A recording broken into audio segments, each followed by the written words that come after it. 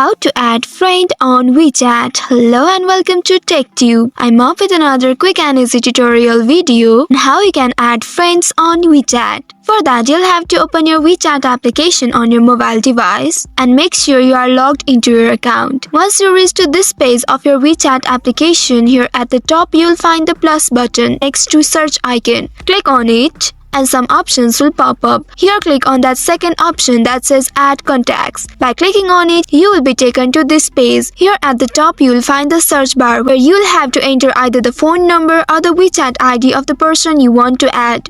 If you don't know the WeChat ID, you can just add the phone number of that person. Click on the search bar and at the search bar type the phone number of the person you want to add. Then click on this search button. You will be presented with the search results. Here you will be presented with the profile of that person if they have their WeChat account. Now here click on add to contacts and click on this send button. Friend request will be sent to that person. Now if this person accepts your friend request, you can start chatting with the person. So in this way you can add friends on WeChat. That's all for today's video. Thanks for watching till the end. If you found this video helpful, don't forget to like, share and subscribe the channel. Also hit that bell icon to get notifications on more such helpful tutorials. See you in next video. Stay connected.